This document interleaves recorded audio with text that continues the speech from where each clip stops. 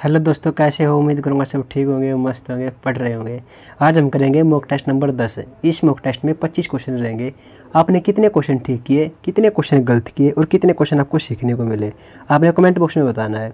और टेस्ट को शुरू करेंगे और एक क्वेश्चन को करने के बाद आपको 5 से 6 सेकंड का समय दूंगा। आपने बताना है कि इसका आंसर क्या होगा और क्या इसका आंसर होना चाहिए। ठीक है, चलिए शुरू करते हैं। पहला क्वेश्चन है, the lady with the lap किसे कहा जाता है? The lady with the lap किसे कहा जाता है? ऑप्शन देखो, John of the arc, Helen Keller, या फिर फ्लोरेंस नाइटिंगेल, या फिर सरोजिनी नायडू। बताओ, जो लेडी विद द लैम्प है वो किसे कहा जाता है? तो इसका राइट आंसर हो जाएगा फ्लोरेंस नाइटिंगेल। फ्लोरेंस नाइटिंगेल इसका राइट आंसर होगा।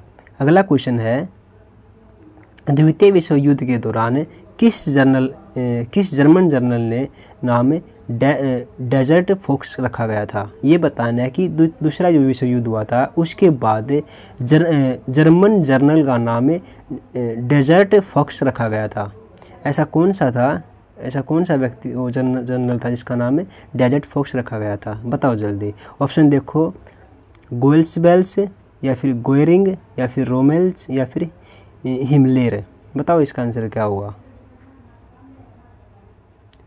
दोस्तों? इसका राइट आंसर हो जाएगा रोमेल। जो रोमेल था उसको क्या गया था? Desert fox. अगला क्वेश्चन है, स्वतंत्रता, समानता एवं भाईचारा का नाम निम्नलिखित में से किसके साथ संबंधित है? ये बताना है कि जो स्वतंत्रता, समानता और भाईचारा, ये जो तीनों शब्द हैं ये किसके साथ संबंधित है? देखो, ऑप्शन देखो और ऑप्शन के हिसाब से आंसर देना। ऑप्शन देखो, अमेरिका की क्रांति, फ्रांस की क्रांति, चीन की क्रांति, या फिर रूस की क्रांति। बताओ इसका आंसर क्या होगा दोस्तों? इसका राइट आंसर हो जाएगा फ्रांस की क्रांति। किससे संबंधित है? फ्रांस की क्रांति संबंधित है। जो स्वतंत्रता, समानता, भाईचारे का जो नाम है, ये जो संबंध बता रखे हैं स्वतंत्रता, समानता, भाईचारा, ये किससे संबंधित है? ये फ्रांस की क्रांति से संबंधित है। अगला क्वेश्चन है, मेल बैठाएं। इनको मेल करना है, कैसे करेंगे?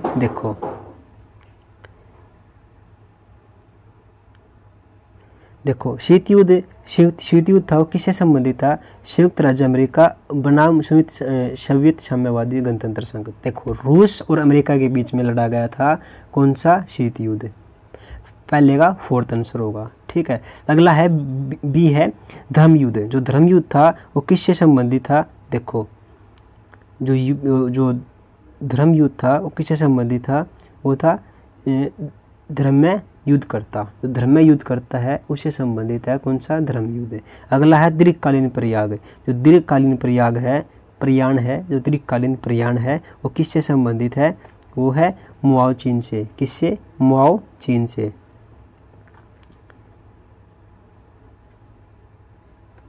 मुआओ चीन से संबंधित है। जो रूस की क्रांति हो कब होती है? 1917 में। कब होती है? 1917 में। क्या होती है? रूस की क्रांति होती है। ठीक है। अगला क्वेश्चन है, किस राजवंश के शासनकाल में चीन के ग्रेट वॉल का निर्माण हुआ था? जो चीन की ग्रेट वॉल है, जो लंबी दीवार है, वो किसके शासनकाल में हुआ था उसका निर्माण? ये बताना है। ये दोस्तों ये क्वेश्चन वर्ल्ड हिस्ट्री के रहेंगे, इसमें सारे देशों के बारे में बात होंगी। ठीक है, इस मॉक टेस्ट में ध्यान रखना, कभी ये सोचो ये क्वेश्चन कहाँ से आ रहे हैं। ठीक है, ये देखो इसके ऑप्शन देखो क्या रहेंगे? सुंग, हेन, तेंग, या फिर चीन। बताओ इसका आंसर क्या होगा दोस्तों? इसका आंसर हो जाएगा चीन। जो चीन है उसके शासनकाल में चीन की ग्रेट वॉल का निर्माण होता है। ठीक है। अगला क्वेश्चन है, पहली बार परमाणु बम कहाँ फेंका गया था? जो परमाणु बम फेंका गया था पहली बार वो कहाँ फेंका गया था? ये बताना है। पहली बार परमाणु बम कहाँ फेंका गया था ये बात बतानी है। बताओ, नागासाकी में, टोक्यो में, हिरोशिमा में, या फिर हांगकांग में? बताओ इसका आंसर क्या होगा दोस्तों? इसका आंसर हो जाएगा हिरोशिमा में। पहली बार बम कहाँ फेंका गया था? हिरोशिमा में। अगला क्वेश्चन है, अमेरिका की खोज किसने की? जो अमेरिका था उसकी खोज किसने की? यानी ये पता लगाया कि अमेरिका यहाँ पर एक अमेरिका देश है। बताओ इसका आंसर क्या होगा? वास्को डी गामा ने, कैप्टन हुक ने, कोलंबस ने, या फिर अमुंडसेन ने? बताओ इसका आंसर क्या होगा? दोस्तों इसका आंसर हो जाएगा कोलंबस ने। कोलंबस ने क्या किया था, अमेरिका की खोज की थी। और भारत की खोज किसने की थी, ये मत बोलना कि भारत की खोज की थी, ये बोलो कि भारत के समुद्री रास्ते की खोज की थी। किसने की थी, वास्को डी गामा ने की थी। ठीक है, और वास्को डी गामा भारत कब आया था, 1498 में। अगला क्वेश्चन है, पाब्लो पिकासो कहाँ के थे, जो पाब्लो पिकासो थे वो कहाँ के थे, बताओ जल्दी। ऑप्शन देखो, स्पेन के, फ्रांस के, इटली के या फिर ग्रेट ब्रिटेन के। बताओ इसका आंसर क्या होगा। दोस्तों इसका आंसर हो जाएगा स्पेन के। पाब्लो पिकासो कहाँ के थे, स्पेन के। अगला क्वेश्चन है, मतपत्रों को सबसे पहले प्रयोग किया गया था, ये बताना है कि किस देश में किया गया था। जो मतपत्र थे उनका प्रयोग किया गया था, ये बताना है कि कहाँ पर किया गया था। ऑप्शन देखो, ऑस्ट्रेलिया में, चीन यूनान में, यूएसए में या फिर इंग्लैंड में। बताओ इसका आंसर क्या होगा। दोस्तों इसका आंसर हो जाएगा प्राचीन यूनान में। प्राचीन यूनान में होता है मतपत्रों का सबसे पहले प्रयोग। अगला क्वेश्चन है, गुट निरपेक्षता का मूल रूप से क्या अभिप्राय है। जो गुट निरपेक्षता होती है उसका क्या अभिप्राय है, मैं आपको बता दूं। जो गुट निरपेक्षता होती है वो उसमें ये उसका अर्थ होता है किसी भी गुट में शामिल नहीं होना, अपनी अलग नीति रखना, अपने अलग फैसले रखना, अपनी अलग उम्मीदें रखना और जो गुट होते हैं उनसे अलग रहकर अपना विकास करना। ठीक है, तो ये बताओ कि इससे क्या अभिप्राय है। मैंने आपको बता भी दिया है और जो ऑप्शन दे रखे हैं आप उनके हिसाब से बताओ इसका आंसर क्या होगा। ऑप्शन देखो एक बार, अपनी नीति चुनना, शक्ति गुटों के प्रेरित तटस्थता, विश्व में शांति और एकता लाना या तीसरी दुनिया की शक्ति होना। बताओ इसका आंसर क्या होगा।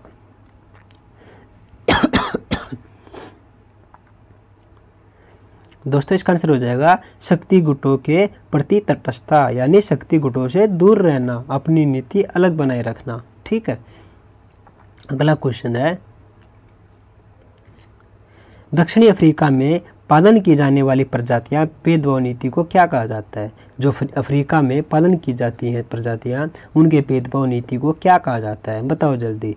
ऑप्शन देखो, गुट निरपेक्ष, नागरिक अधिकार आंदोलन, रंग भेद या फिर मताधिकार। बताओ इसका आंसर क्या होगा।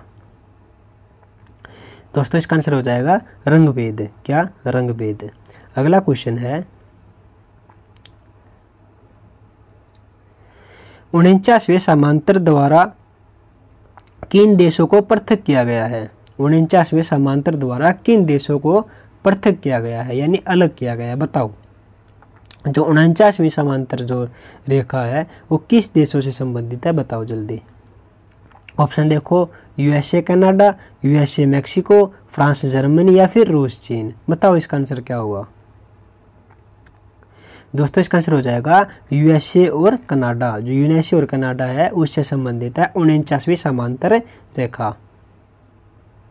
अगला क्वेश्चन है सॉरी, राज सिंहासन पर बैठने वाला सबसे अधिक वायु का ब्रिटिश राजा रानी कौन है। ये बताना है कि जो राज सिंहासन पर बैठा था वो सबसे अधिक, सबसे लंबी उम्र वाला ब्रिटिश राजा या रानी उनमें से कौन है। बताओ जल्दी।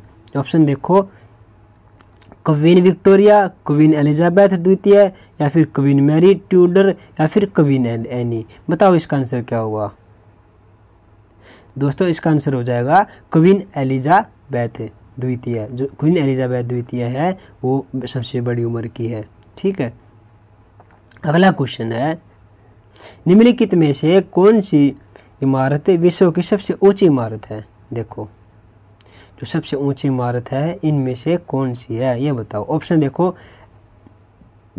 Eiffel tower, Burj Khalifa, statue of the liberty या फिर कुतुब मीनार। बताओ इसका आंसर क्या होगा। दोस्तों इसका आंसर हो जाएगा बुर्ज खलीफा। ये बुर्ज खलीफा जो है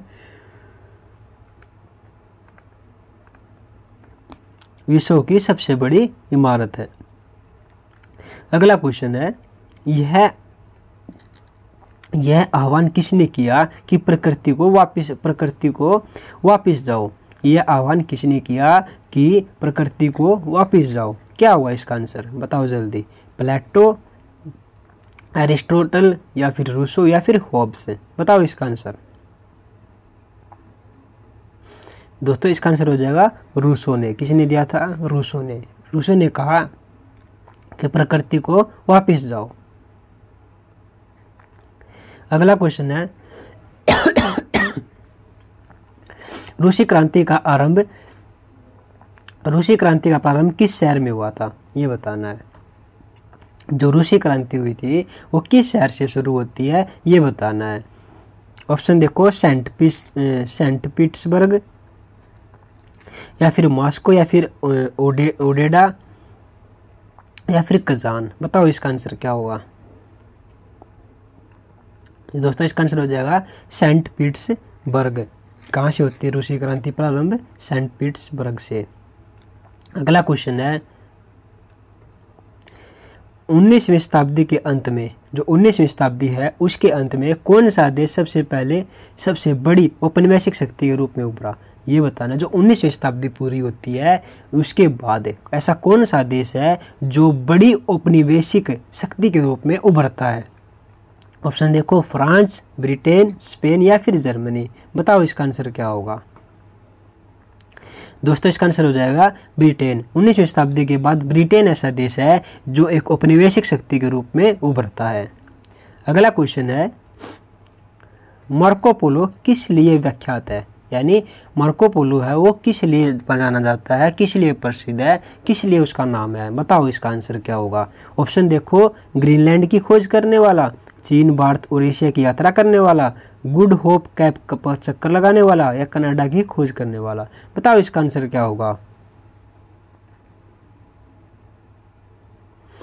दोस्तों इसका आंसर हो जाएगा चीन, भारत और एशिया की यात्रा करने वाला। चीन और भारत, एशिया की यात्रा करने वाला कौन है? Marco Polo. अगला क्वेश्चन है वह रानी जिसका नाम बल्डी मैरी था, ऐसी कौन सी जो रानी थी जिसका नाम में बल्डी मैरी था? बताओ इसका आंसर क्या होगा। एलिजाबेथ, विक्टोरिया, मैरी प्रथम या फिर रूथ? बताओ इसका आंसर क्या हुआ। दोस्तों इसका आंसर हो जाएगा मैरी प्रथम। क्या था? मैरी प्रथम। कौन थी? Blood Mary. अगला क्वेश्चन है नई आर्थिक नीति किसने शुरू की थी? जो नई आर्थिक नीति आती है उसको शुरू करने वाला कौन था? बताओ इसका आंसर क्या होगा। ऑप्शन देखो, लेनिन या कैरेस्की या फिर स्टालिन या फिर क्रुश्चेव? बताओ इसका आंसर। दोस्तों इसका आंसर हो जाएगा लेनिन। कौन? लेनिन था जिसने नई आर्थिक नीति की शुरुआत करता है। कौन करता है? लेनिन। अगला क्वेश्चन है निम्नलिखित में से किस अमेरिकी राष्ट्रपति ने कूटनीति संबंध सुदृढ़ करने के लिए 1972 में चीन का दौरा किया था? ऐसा कौन सा राष्ट्रपति था अमेरिका का जिसने कूटनीति संबंध बनाने के लिए 1972 में, कब? 1972 में क्या करता है? चीन का दौरा करता है। चीन में जाता है उसका दौरा करने। तो बताओ ऐसा कौन सा राष्ट्रपति है? Richard Nixon, George Bush senior या फिर डी आइजनहावर या फिर JF कैनेडी? बताओ इसका आंसर क्या हुआ। दोस्तों इसका आंसर हो जाएगा रिचर्ड निक्सन। जो रिचर्ड निक्सन है वो कहाँ जाते हैं? चीन जाते हैं दौरा करने और क्या करते हैं? कूटनीतिक संबंध बनाने का प्रयास करते हैं। अगला क्वेश्चन है क्रिस्टोफर कोलंबस कहाँ का था? जो क्रिस्टोफर कोलंबस था वो कहाँ का था? बताओ जल्दी इसका आंसर क्या होगा। ऑप्शन देखो, वेनिस, स्पेन, जेनेवा या फिर पुर्तगाल? बताओ। दोस्तों इसका आंसर होगा स्पेन। जो स्पेन है वहाँ का कौन है? Christopher Columbus. ठीक है। अगला क्वेश्चन है चीन की मुक्ति के समय चीनी कम्युनिस्ट पार्टी का अध्यक्ष कौन था? चीन की मुक्ति के समय चीनी कम्युनिस्ट पार्टी का जो अध्यक्ष होता है वो कौन होता है? बताओ जल्दी। हो जाएगा माओ डी डोंग। जो माओ डी डोंग है वो इसका आंसर हो जाएगा। कौन था उसका अध्यक्ष? माओ डी डोंग। ठीक है। अगला क्वेश्चन है मार्क्सवादी भौतिकवाद किसके विचार से आया था? जो मार्क्सवादी भौतिकवाद आया था वो बताना है किसके विचार से आया था। ऑप्शन देखो, हेंगल, डार्विन या फिर फ्यूर्स बैच या फिर एल्जब या फिर एंजेल्स। बताओ इसका आंसर क्या होगा।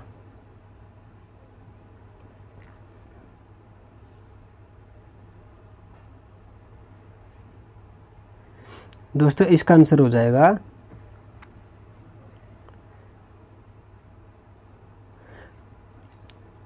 जो डार्विन है वो मार्क्सवादी के विचारक थे, उसके विचार से आया था मार्क्सवादी भौतिकवाद।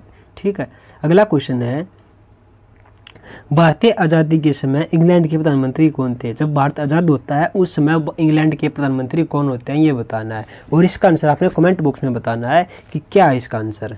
ठीक है, बताओ। और आपने ये भी बताना है कितने क्वेश्चन आपने ठीक किए, कितने क्वेश्चन आपने गलत किए और कितने क्वेश्चन आपको सीखने को मिले। मिलता हूँ अगली वीडियो में, तब तक मॉक टेस्ट को मतलब एनालाइज करना अच्छी तरह से, और यही क्वेश्चन आएंगे पेपर में, और ये रिपीटेड क्वेश्चन है, जितने भी बार एसएससी ने क्वेश्चन उठाए हैं इन्हीं में से क्वेश्चन रिपीट करके उठाए हैं। ठीक है, बस इतना इस वीडियो में, मिलते हैं।